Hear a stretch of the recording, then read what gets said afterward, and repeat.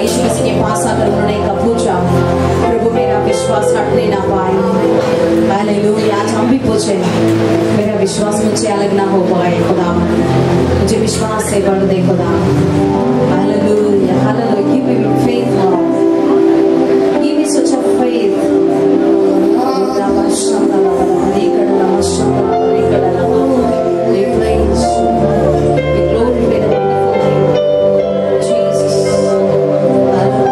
आराधना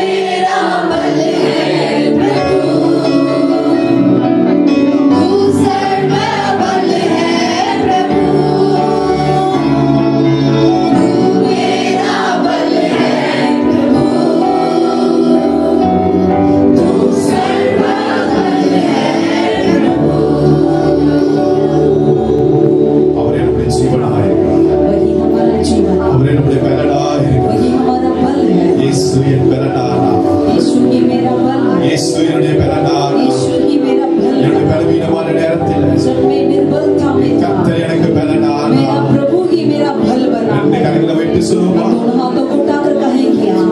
मेरा बल है प्रभु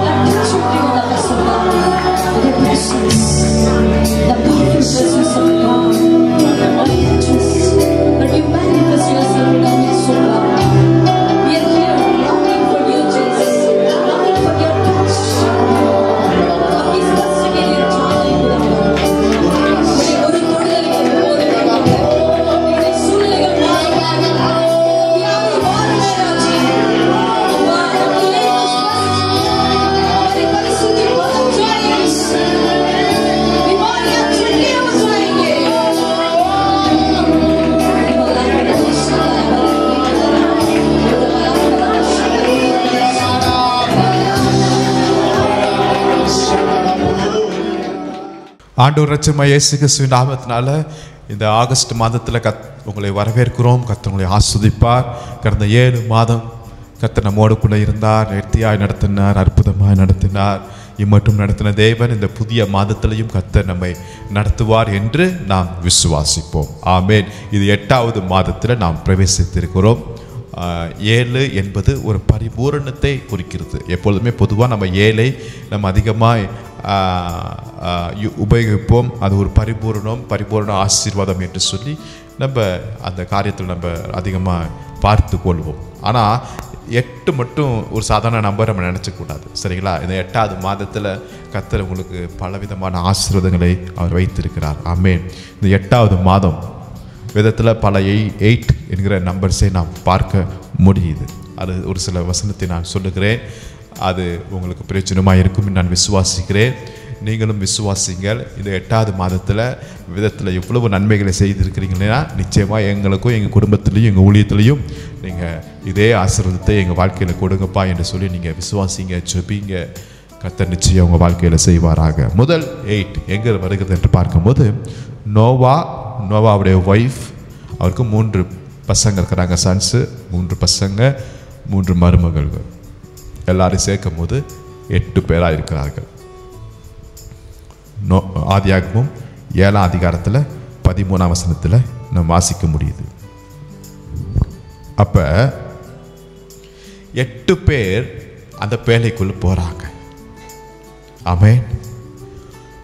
முழு உலகமும் அழிக்கப்பட்டு போணுச்சு. முழு உலகத்தில் இருக்கிற எல்லாமே அழிந்து போயிருச்சு. ஆனால் இந்த 8 பேரை மட்டும் கர்த்தர் காப்பாற்றினார். அதுக்கு பிறகு பார்க்கும்போது ஒரு மிகப்பெரிய ஒரு புதிய ரட்சிப்பு, ஒரு புதிய தொடக்கம், நியூ பிகினிங்கை கர்த்தர் யாருக்கு கொடுத்தார் என்றால் இந்த 8 பேருடைய லைஃப்பில் கொடுக்கறதை நாம் பார்க்கிறோம். ஆமென். இன்னைக்கு நான் விசுவாசிக்கிறேன், இந்த 8வது மாதத்தில் ஒரு புதிய தொடக்கத்தை என்னுடைய குடும்பத்தில் கர்த்தர் தருவாராக. நோவாவுடைய குடும்பத்தில் ஒரு புதிய தொடக்கம், ஒரு புதிய வழி திறக்கப்பட்டுச்சு, ஒரு புதிய உலகம் கொடுக்கப்பட்டுச்சு. எப்படிப்பட்ட உலகம் தெரியுமா? அது பாவமே இல்லாத ஒரு உலகம். ஆமென். ஒரு புதிய உலகத்தை கர்த்தர் கொடுத்து ஒரு புதிய உடன்படிக்கைக்குள்ள நோவாவுடைய குடும்பம் அன்றைக்கு போனது. குடும்பம்னு சொல்லும் போது 8 பேர் போனாங்க. அதை நான் விசுவாசிக்கிறேன். என் குடும்பத்தில் இந்த 8வது மாதத்தில் ஒரு புதிய உடன்படிக்கையின் தேவன் எங்களோட கூட இணைந்து ஒரு புதிய தொடக்கத்தை கர்த்தர் தருவார் என்று நான் விசுவாசிக்கிறேன். ஆமென். 2வதாக ஆதியாகமம் 17:12 நம்ம வாசிக்கும் போது பிள்ளை அந்த 8வது நாளில் விருத்த சேதனம் பண்ண வேண்டும் என்பது யூதருடைய ஒரு பழக்க வழக்கமாக இருந்துச்சு. எத்தனாவது நாள்? இந்த 8th டேல பிள்ளைகள், ஆண் பிள்ளைகளுக்கு, பிறந்த எல்லா ஆண் பிள்ளைகளுக்கும் விருத்த சேதனம் பண்ண வேண்டும். அப்போ மெடிக்கலாக நீங்கள் பார்க்கும்போது அந்த 7 நாள் அளவும் அதோடைய பிளட்டு என்ன சொல்கிறது, ஒரு சரியான ஒரு பதத்துக்குள்ளே வராமல் இருக்குமா. அந்த 8th டேல தான் கரெக்டாக அந்த பிளட்டு அவருடைய சரீரம் சரியான லெவலுக்கு வந்திருக்கும். அதான் மெடிக்கலில் நான் பார்க்குறோம். அதே தான் கர்த்தர் ரொம்ப நேர்த்தியாக அற்புதமாக நடத்துகிறார். அவர் பரிகாரி என்ன கர்த்தர் இல்லை இல்லையா? அவர் உருவாக்கினவர், எல்லாவற்றையும் அறிந்திருக்கிற தேவனாக இருக்கிறதை நான் பார்க்கிறோம். இப்போ விருத்த சேதனம். ஆமென். அங்கு பழைய ஏற்பாட்டில் நம்ம வாசிக்க முடியுது. பட் புதிய ஏற்பாட்டில் பார்க்கும்போது விருத்த சேதனம் என்பது இல்லாமல் இருக்குது. பட்டு அது ஒரு உடன்படிக்கைக்கு அடையாளமாக இருக்கிறதை நாம் பார்க்கிறோம். ஆமென்.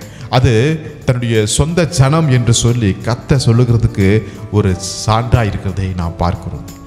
அப்போ விருத்த சேதனம் பட்டப்பட்டவர்கள் உடன்படிக்கைக்குள் வருகிறார்கள். விருத்த சேதனம் பட்டப்பட்டவர்கள் ஆபிரகாமுடைய சந்ததி என்று எண்ணப்படுகிறார்கள். அவர்கள் மேக ஸ்தம்பத்திற்குள்ளும் அக்கினி ஸ்தம்பத்திற்குள்ளும் ஆபிரகாமுடைய எல்லா விதமான ஆசீர்வாதத்திற்கும் பங்கு உள்ளவர்களாய் மாறுகிறார்கள். இன்னைக்கு மாம்சத்தில் நம்மளுக்கு விருத்த சேதனம் இல்லாமல் இருந்தாலும் கர்த்தர் நம்முடைய இருதயத்தில் ஒரு விருத்த சேதனம் பண்ணுகிறார். ஆமென். நாம் இந்த உலகத்தோடு வாழ்கிறவர்கள் அல்லாதபடி ஆண்டவருடைய ஐக்கியத்திலையும் அவருடைய சிலுவையின் அந்த மரணத்திலையும் அவருடைய ஆசீர்வாதத்துக்குள்ள வாழக்கூடிய ஒரு மிகப்பெரிய ஒரு ஆசீர்வாதம் தான் இந்த விருத்த சேதனமாய் இருக்கிறதை நாம் பார்க்கிறோம். இது ஒரு ஆவிக்குரிய விருத்த சேதனத்தை இந்த 8வது நாளில், இந்த 8வது மாதத்தில் கர்த்தர் நம்முடைய வாழ்க்கையில் நிச்சயம் தருவார் என்று நான் விசுவாசிக்கிறேன். ஆமென். 3வதாக பார்க்கும்போது ஆரோன் யார்? ஆரோன், மோசேயுடைய சகோதரர். அவரையும் அவருடைய பிள்ளைகளையும் கர்த்தர் ஊழியத்துக்கென்று தனியான ஒரு விசேஷித்த ஒரு அழைப்பையும் ஒரு அபிஷேகத்தையும் கொடுக்கதை நாம் பார்க்கிறோம்.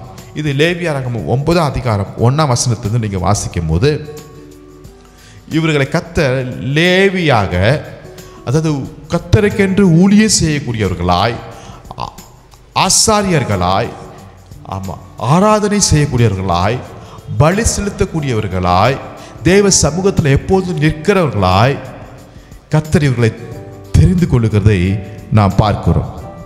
அந்த 8வது நாளிலே நான் விசுவாசிக்கிறேன், இந்த 8வது மாதத்தில் கர்த்தர் நம்மளுக்கென்று ஒரு வித்தியாசமான, ஒரு விசித்திரமான, ஒரு பிரயோஜனமான ஒரு ஊழியத்தை கர்த்தர் எனக்கும் என் பிள்ளைகளுக்கும் கர்த்தர் தருவார் என்று நான் விசுவாசிக்கிறேன். இஸ்ரவேலில் எத்தனையோ கோத்திரங்கள் இருந்தாலும், எத்தனையோ ஜனங்கள் இருந்தாலும், கர்த்தர் இந்த லேவி குடும்பமாகிய இந்த ஆரோனையும் அவருடைய சகோதரனையும் மாத்திரம் தெரிந்து கொண்டு இந்த 8வது நாளிலே கர்த்தர் அவளை தன்னுடைய ஊழியத்திற்கென்று தெய்வ சமூகத்தில் பிரசனத்தில் நிற்கக்கூடியவர்களாய் கர்த்தர் அவளை விசேஷித்த ஒரு அபிஷேகத்தில் வைக்கிறதை நான் பார்க்கிறோம். 4வதாக நான் பார்க்கும்போது வேதத்தில் 7 பண்டிகைகளை நாம் பார்க்கிறோம். 7 பண்டிகைகள்: பஸ்கா பண்டிகை, புளிப்பில்லாத அப்ப பண்டிகை, முதற்கனியின் பண்டிகை, அறுவடை பண்டிகை, எக்கால பண்டிகை, கூடார பண்டிகை என்று சொல்லி நிறைய பண்டிகை நாம் பார்க்கிறோம். இந்த 7 பண்டிகை முடிந்து 8வது பண்டிகையில் இதுக்கு ஒரு அடையாளமாக நான் வசனத்தை வாசிக்கிறேன். யோவான் 7ஆம் அதிகாரத்தில் 37ஆம் வசனத்தை நான் வாசிக்கிறேன். யோவான் 7:37 பண்டிகையின் கடைசி நாளையே. அப்படின்னா என்னது? இந்த 7 பண்டிகை கடைசி நேரத்தில், அதாவது 8வது நாள் வரும், 8வது பிரதான நாளில் இயேசு நின்று சத்தமிட்டு, ஒருவர் தாகமாயிருந்தால் என்னிடத்தில் வந்து பானம் பண்ண கடவன். வேத வாக்கியம் சொல்லுகிறபடி என்னிடத்தில் விசுவாசமாயிருக்கிறவன் எவனோ அவன் உள்ளத்திலிருந்து ஜீவ தண்ணீர் உள்ள நதிகள் ஓடும் என்றார். ஆமென், ஹல்லேலூயா. இந்த 7 பண்டிகையுடைய கடைசியில 8வது தொடக்கம் எப்படின்னா, இயேசு சத்தமிட்டு கூப்பிடுகிறார். என்ன? ஒரு ஜீவ தண்ணீரின் நதி புறப்படுது. ஆமென். உங்களுடைய தாகத்தை தீர்க்கக்கூடிய ஒரு நதி, ஒரு அபிஷேகம் உங்க வாழ்க்கையில நிரப்ப போகிறது என்பதை இயேசு சத்தமிட்டு அவர் சொல்லுகிறதை நாம் பார்க்கிறோம். ஏன் இயேசு சத்தமிட்டார்னு? ஆமென். இந்த 8வது மாதத்தில் எனக்குள்ள இருந்து ஒரு ஜீவ தண்ணீரின் நதி, ஒரு அபிஷேகத்தின் நதி, ஆமென், புறப்படுவதாக. ஹல்லேலூயா. ஒருவேளை அந்த 7 நாள் பண்டிகையில் ஒன்றும் நடக்கலை, பரவாயில்ல. அது 8வது நாளிலே கர்த்தர் ஒரு நதியை, ஒரு ஊற்றை அவர் உண்டு பண்ண அவர் வல்லமையுள்ளவராயிருக்கிறார். ஆமென். 5வதாக வாசிக்கும் போது காரியம் என்னன்னா, வேதத்தில் எத்தனையோ புஸ்தகங்கள் இருக்குது, 66 புஸ்தகங்கள் இருக்குது இல்லை? ஆதியாம், யாத்ரா, லேவியங்க, என்னாகம் சொல்லு, புதிய பாட்டை பார்க்கணும், மத்தேயு, மார்க்கு, லூக்கா, யோவான் என்று சொல்லி நான் பார்க்குறோம். ஆனால் எனக்கு ரொம்ப ஆச்சரியமாகவும் ரொம்ப சந்தோஷமாகவும் இருக்கிற ஒரு காரியம் என்னவென்றால், பழைய ஏற்பாட்டில் ஒவ்வொரு புஸ்தகத்தையும் நம்ம அட்டனை நீங்கள் பார்க்கும்போது ஆதியாகமும், யாத்திராகமும், லேவியராகமும், எண்ணாகமும், உபாகமும், யோசுவா, நியாயாதிபதிகள் 7 புஸ்தகம் ஆயிடுச்சு. இப்போ 8வது புஸ்தகம் என்ன புஸ்தகம்னு பார்க்கும்போது ரூத் என்கிற புஸ்தகம். சம்பந்தமே இல்லாத ஒரு புஸ்தகத்தை பரிசுத்தாவியானவர் வச்சுட்டது மாதிரி இருக்குது. ஆனால் அது ஒரு மிகப்பெரிய ஒரு சம்பந்தம். என்னன்னா, நியாயாதிபதிகள் புஸ்தகத்தில் பார்க்கும்போது நியாயாதிபதிகள் தான் எழும்பிட்டே இருக்கிறாங்க. நியாயாதிபதிகள் எழும்புவாங்க, தேசம் கொஞ்சம் அமைதியாக இருக்கும். அதுக்கப்புறம் அவங்க மறைவுக்கு பின்பு தேசம் திருப்பி பாவத்தில் போயிடும். ஆமாம். அதுக்கப்புறம் புறஜாதிகள் வந்து தேசத்தை ஆளுகை செய்வாங்க. திருப்பி பாவம், விக்கிர ஆராதனைகள், பஞ்சம், பிரச்சனை இப்படி போயிட்டே இருக்கும். திருப்பியும் ஜனங்கள் எல்லாம் முறையிடுவாங்க. திருப்பி ஒரு ரட்சகர் எழும்புவார். இப்படியே போயிட்டே இருந்துச்சு. ஆமாம். அதுக்கப்புறம் பார்க்கும்போது ஜனங்கள் எங்களுக்கு ஒரு ராஜா வேணும், எங்களுக்கு ஒரு ராஜா வேணும் என்று சொல்லி எழும்ப ஆரம்பிச்சிட்டார்கள். இப்போ இந்த நியாயாதிபதிக்கும் இந்த ராஜாக்கள் வேண்டும் என்கிற கேட்டுக்கொண்டிருக்கிற இதற்கு நடுவில் 8வதாக ரூத் என்கிற ஒரு புறஜாதி, ஒரு மோவாபு தேசத்தை சேர்ந்த ஒரு பெண்ணுடைய நேமில், திருப்பி சொல்கிறேன், ஒரு பெண்ணுடைய நேமில் ஒரு புஸ்தகத்தை கொண்டு வந்து பரிசுத்த ஆவியானவர் இங்கே வச்சுட்டார். ரொம்ப பெரிய புக்கெலாம் கிடையாதுங்க, ஜஸ்ட் ஒரு 4 சாப்டர் தாங்க. ஆனால் நீங்கள் ராஜா வேணும்னு கேட்குறீங்களே, ராஜா பிறந்துட்டார் 8வது புஸ்தகத்தில். ராஜா பிறக்கக்கூடிய ஒரு தொடக்கம் இந்த ரூத்து மூலமாக நான் கொண்டு வந்து விட்டேன் என்பதை பரிசுத்த ஆவியானவர் இன்னைக்கு தெளிவுபடுத்துகிறார். ஆமென். ஒரு புறஜாதியை கொண்டு வந்து 8வது புஸ்தகத்தில் சேர்த்தது போல இன்னைக்கு நாம் எல்லாரும் புறஜாதிகள் தான், அந்நிய ஜாதிகளாக இருக்கிறோம். ஆனால் ஆண்டவர் கொண்டு வந்து நம்மளை இந்த 8வது மாதத்தில் இணைத்து நம் மூலமாய் ராஜாக்களும் ஆசாரியர்களும் எழும்புவார்கள் என்பதில் நாம் விசுவாசிப்போம். ஆமென். அடுத்ததாக நாம் வாசிக்கும் போது 1 சாமுவேல் 17:12 வாசிக்கும் போது 1 சாமுவேல் 17:12 இங்கே ஜெஸ்ஸி அவருக்கு 8 பிள்ளைங்க இருக்கிறாங்களாம். எத்தனை பிள்ளைங்க? 8 பிள்ளைங்க. எடுத்து வாசிச்சிருவோம். 1 சாமுவேல் 17:12.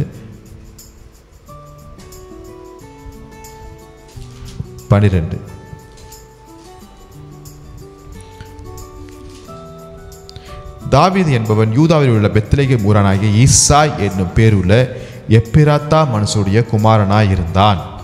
ஈசாய்க்கு 8 குமாரர் இருந்தார்கள்.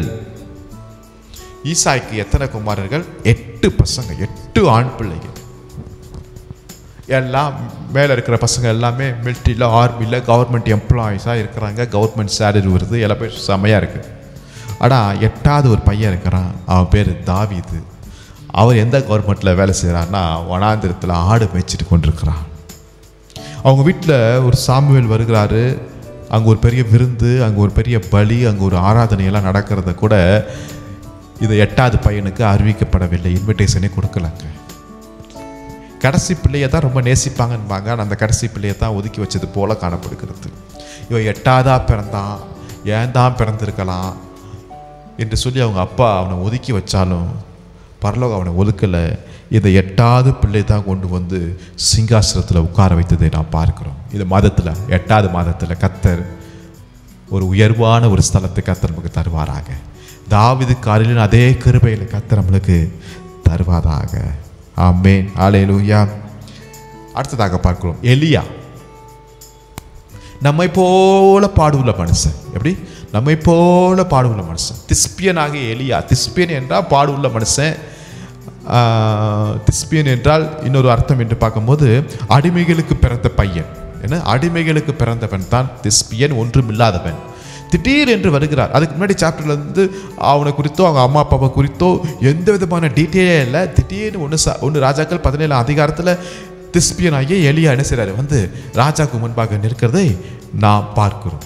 நம்மை போல ஒரு பாடுள்ள மனுஷன் தான். நம்மை போல பாடு பிரச்சனைகள் நிரம்பின ஒரு மனுஷன். ஒரு டைம் அடரே நான் சாவுறேன், என்னை எடுத்துக்கொள்ளுங்க அப்படின்னு சொல்லிட்டு வனாந்திர பக்கமாய் ஓடின அப்பேற்பட்ட ஒரு மனுஷன் 8 அற்புதத்தை செய்யறதை நாம் பார்க்கிறோம். நம்மை போல ஒரு பாடுள்ள மனுஷன் 8 அற்புதங்களை செய்கிறார். அடரே இந்த மதத்தில், இந்த ஆகஸ்ட் மாதத்தில், இந்த 8வது மாதத்தில் எங்கள் வாழ்க்கையில் ஒரு 8 அற்புதத்தை நாங்கள் செய்யணும். நீங்கள் எங்கள் வாழ்க்கையில், எங்கள் குடும்பத்தில் ஒரு 8 அற்புதத்தை நீங்கள் செய்யுங்கப்பா. ஆமேன், ஆமேன். அவர் செய்ய வல்லவரா இருக்கிறதை நான் பார்க்கிறோம். ஆமேன். அடுத்ததாக பார்க்கும்போது இயேசு பிறந்துட்டார். பிறந்த உடனே அவர் இயேசு இயேசு இயேசுன்னு யாருமே கூப்பிடல. 1 நாள் ஆயிடுச்சு, 2 நாள் ஆயிடுச்சு, 3 நாள் ஆயிடுச்சு, 4 நாள் ஆயிடுச்சு, 5 நாள் ஆயிடுச்சு, 6 நாள் ஆயிடுச்சு, 7 நாள் ஆயிடுச்சு. அவரை வந்து இயேசுன்னு சொல்லி யாருமே கூப்பிடல. ஏதாவது செல்லமா ஏதாவது சொல்லி கூப்பிட்டு இருப்பாங்க. எப்போ இவர் இயேசுன்னு நேம் இவருக்கு வச்சு கூப்பிட ஆரம்பித்தாங்கன்னா லூக்கால சுவிசேஷம் 2 அதிகாரத்தில் 21வது வசனத்தை வாசிக்கும் போது 8ஆம் நாளிலே அது கர்ப்பத்திலே உற்பவிக்கிறதுக்கு முன்பே தேவதூதனால் சொல்லப்பட்டபடியே அதற்கு இயேசு என்று பெயரிட்டார்கள். அப்போ எப்போ இந்த பேபி டெடிகேஷன் எப்போ நடக்குது, எப்போ இந்த பிள்ளைக்கு ஒரு புதிய நேம் கொடுக்கப்படுகிறது என்றால் 8வது நாளிலே. ஆமென். ஒரு புதிய நாமம் அங்கு அந்த பிள்ளை மேலே வருகிறது. அந்த நாமம் இயேசு. என்னது? அந்த நாமம் இயேசு. இந்த நாமம் இயேசு என்று பார்க்கும்போது அது கிரீக்கில் பார்க்கும்போது IESOUS வச்சுங்களேன். அந்த ஒவ்வொரு லெட்டருக்கும் ஒரு கிரீக்கில் பார்க்கும்போது ஒரு நம்பர்ஸ் இருக்குது. அப்போ இந்த நம்பர்ஸ்லாம் பார்க்கும்போது 10, 8, 200, 70, 400, 200 என்று நம்ம சொல்லி கூட்டி படிக்கும்போது 888 என்று அதோடைய மொத்தம் எண்ணிக்கை வருகிறதை நான் பார்க்க முடியுது. அப்போ இந்த 8வது நாளிலே இயேசுன்னு பேர்றாங்க.